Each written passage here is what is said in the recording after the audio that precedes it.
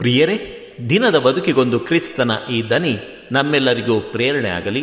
ತಪಸ್ಸು ಕಾಲದ ಮೊದಲನೇ ವಾರ, ಮಾರ್ಚ್ 15, 2025, ಶನಿವಾರ. ಸಂತ ಮತ್ತಾಯನು ಬರೆದ ಪವಿತ್ರ ಶುಭ ಸಂದೇಶದಿಂದ ವಾಚನ. 5ನೇ ಅಧ್ಯಾಯ 43ರಿಂದ 48ರವರೆಗಿನ ವಚನಗಳು.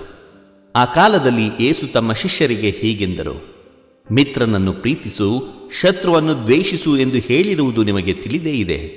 ನಾನು ಹೇಳುವುದನ್ನು ಗಮನಿಸಿರಿ. ನಿಮ್ಮ ಶತ್ರುಗಳನ್ನು ಪ್ರೀತಿಸಿರಿ, ನಿಮ್ಮನ್ನು ಪೀಡಿಸುವವರಿಗಾಗಿ ಪ್ರಾರ್ಥನೆ ಮಾಡಿರಿ. ಇದರಿಂದ ಸ್ವರ್ಗದಲ್ಲಿರುವ ನಿಮ್ಮ ತಂದೆಗೆ ನೀವು ಮಕ್ಕಳಾಗುವಿರಿ. ಅವರು ಸಜ್ಜನರ ಮೇಲೂ ದುರ್ಜನರ ಮೇಲೂ ತಮ್ಮ ಸೂರ್ಯನು ಉದಯಿಸುವಂತೆ ಮಾಡುತ್ತಾರೆ. ನೀತಿವಂತರ ಮೇಲೂ ಅನೀತಿವಂತರ ಮೇಲೂ ಮಳೆಗರೆಯುತ್ತಾರೆ. ನಿಮ್ಮನ್ನು ಪ್ರೀತಿಸುವವರನ್ನು ಮಾತ್ರ ನೀವು ಪ್ರೀತಿಸಿದರೆ ಅದರಿಂದೇನು ಫಲ? ಸುಂಕ ವಸೂಲಿ ಮಾಡುವವರು ಹಾಗೆ ಮಾಡುವುದಿಲ್ಲವೇ?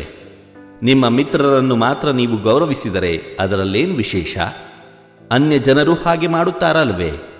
ಆದುದರಿಂದ ಸ್ವರ್ಗದಲ್ಲಿರುವ ನಿಮ್ಮ ತಂದೆ ಪರಿಪೂರ್ಣರಾಗಿರುವಂತೆ ನೀವು ಪರಿಪೂರ್ಣರಾಗಿರಿ. ಪ್ರಭುವಿನ ಶುಭ ಸಂದೇಶ. ಕ್ರಿಸ್ತರೇ ನಿಮಗೆ ಸ್ತುತಿ ಸಲ್ಲಲಿ. ಚಿಂತನೆ: ನಿನ್ನ ಶತ್ರುಗಳನ್ನು ಪ್ರೀತಿಸು. ಪ್ರಭು ಯೇಸುವಿನಲ್ಲಿ ಆತ್ಮೀಯರೇ, ಪ್ರಭು ಕ್ರಿಸ್ತನ ಅತ್ಯುನ್ನತ ಬೋಧನೆ ನಿನ್ನ ಶತ್ರುಗಳನ್ನು ಪ್ರೀತಿಸು. ಇದು ಅವರ ಜೀವನದಲ್ಲಿ ಬರೀ ಬೋಧನೆಯಾಗಿರಲಿಲ್ಲ, ಅದು ಅವರ ಜೀವನದ ನಿತ್ಯ ಸತ್ಯವಾಗಿತ್ತು. ಅವರನ್ನು ಯೆಹೂದ್ಯ ಮುಖಂಡರು, ಮುಖ್ಯ ಯಾಜಕರು ವಿರೋಧಿಸುತ್ತಿದ್ದರು. ಆದರೆ ಅವರೆಂದೂ ಅವರನ್ನು ದ್ವೇಷಿಸಲಿಲ್ಲ. ಬದಲಿಗೆ ಅವರು ಬೋಧನೆಯನ್ನು ಪಾಲಿಸುವಂತೆ ಆದೇಶಿಸಿ ಶತ್ರುಗಳನ್ನು ಮಿತ್ರರಂತೆ ಪ್ರೀತಿಸುವಂತೆ ಬೋಧಿಸಿದ್ದರು.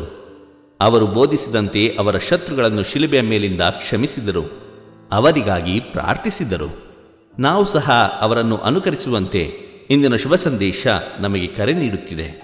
ದೇವರು ನಮ್ಮೆಲ್ಲರನ್ನು ಆಶೀರ್ವದಿಸಲಿ. ಇದು ದನಿ ಮಾಧ್ಯಮ ಮನೆಯ ಕೊಡುಗೆ. ಧ್ವನಿ ವಂದನೆಯ ಸ್ವಾಮಿ ಶಾಂತಕುಮಾರ್ ಜೆ, ಬೆಂಗಳೂರು ಮಹಾಧರ್ಮಕ್ಷೇತ್ರ.